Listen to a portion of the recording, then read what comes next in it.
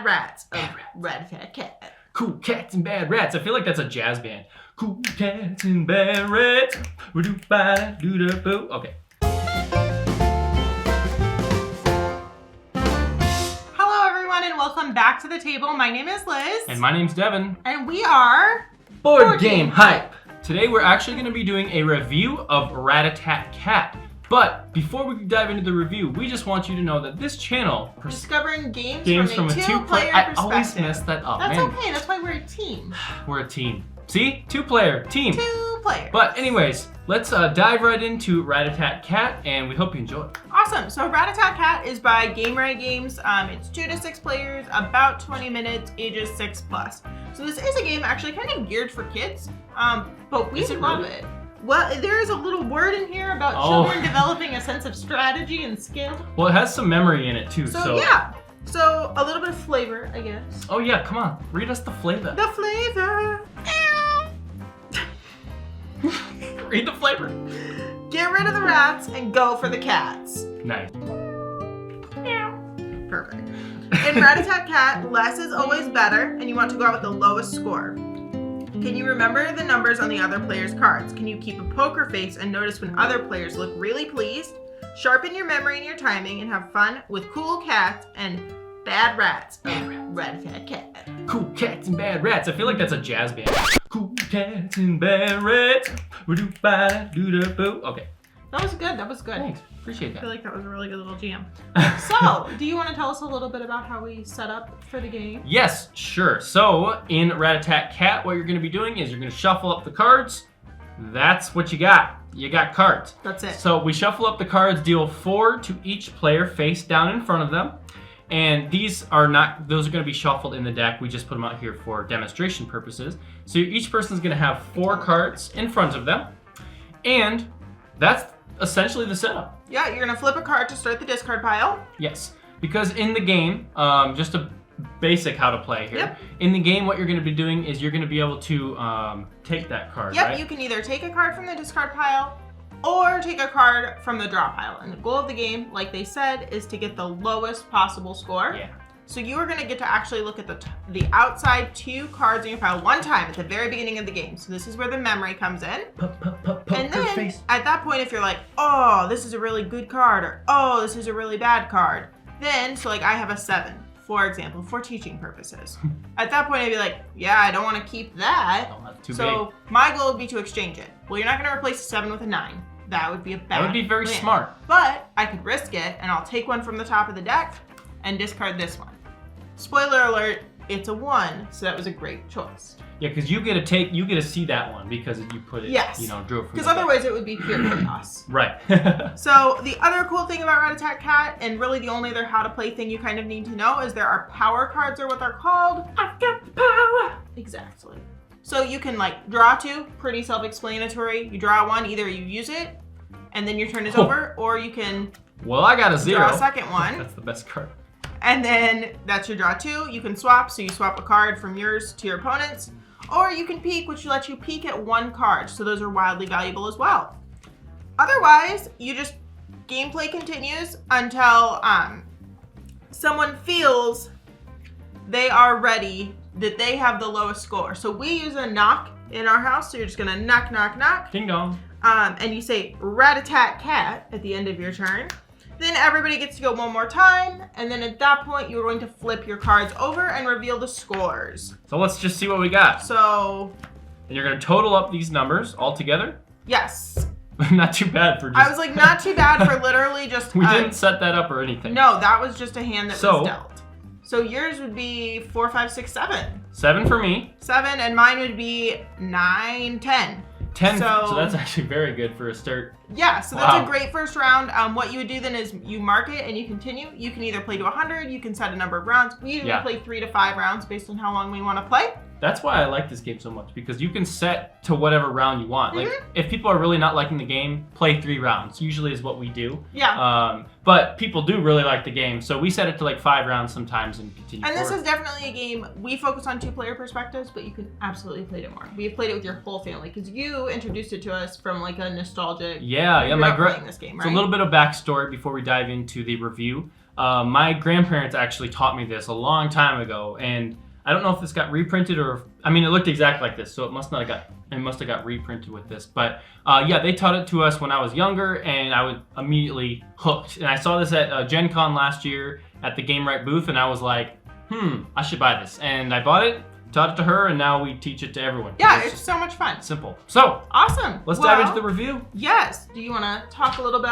about our review structure? That is a you thing. Oh, that's me. My thing. That's a you thing. Okay, I would love to. So we review things on a scale of 1 to 5. 5 being absolutely amazing, astounding, could not be better. 4 being like that is above average, that is very good. 3 is like solid, decent, okay, pretty good. You know, nothing wrong.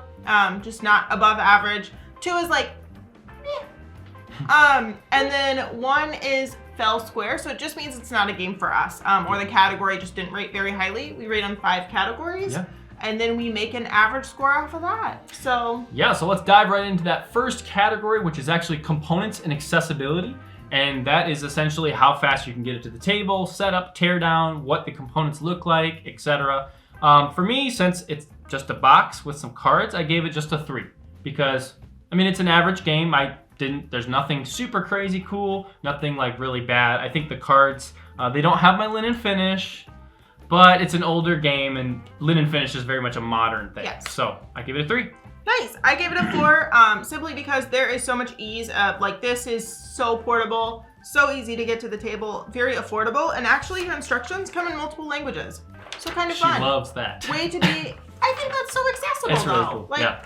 I mean, you think if you're like new to a place and you can get a game and like you can actually like understand the game and play it with your kiddos, how much fun is that? It bridges generational gaps. I love it.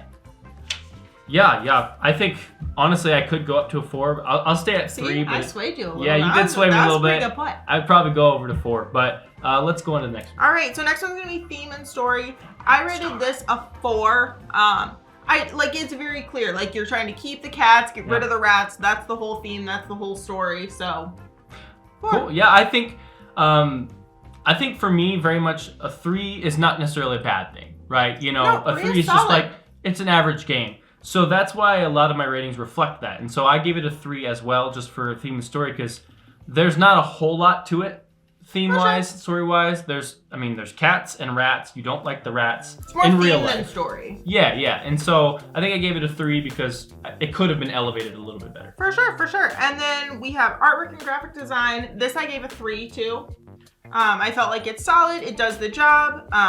It's not my like personal favorite art style, but it definitely does the job. I understand that the rats and cats. Yeah, and that's also, I gave it a 3 as well, simply because it's not my art style as the same as you. I think it's illustrated beautifully. It's just not what I like in games sometimes. So give it a 3.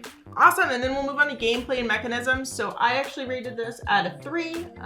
Interesting. I like the gameplay of this game, but I only like it as a starting game because you do have the memory element. So if you've played a lot of games with cards or numbers or anything like that, I feel like it's very easy to be like, blah, my brain just can't function. So yeah, I actually gave this a 4. Okay. You really like this game. I have nostalgia. You have a nostalgic, yeah. And since I got taught by my grandparents, I mean, I'm remembering all that. And I like the mechanism of memory because, not normally, but in this game I love it. Because there's not so much that it's unbearable. Because you hate memory pretty much everything. I have a horrible memory. It's a terrible memory. But with this game, strategy tip, in this game, if you're musical at all, in your head, sing what you have underneath it. Or just like drum while you do that. Because I can still talk to people and I know exactly what my numbers are. Because I have a rhythm that I'm singing in my head. Exactly. And, so, like 4, 0, 1, 2. And I could like be talking and then just do this. You know? So for me. He just looks extra excited. If you ever play like Rat-a-Tat cat with him, he's just like. So I gave it a 4. Nice. So then finally, experience and feelings. What'd you give it? I gave it a 3. I gave it a 3 as well. I thought it's solid. The game's solid, fine. Again, I love to get it to the table, but I'm also not gonna, you know, throw myself in front of a moving vehicle for it. No, it's definitely not that. So yeah, I gave it a 3 just simply because I enjoy it every time I play it. And yeah. Awesome. So overall, I think it plays well at 2 players. I think it does as well. Yeah, you know, 2 players. And it plays good 2-6. Like, that is a true range for this game, I feel like. And then otherwise, overall, mine rated in a 3.5.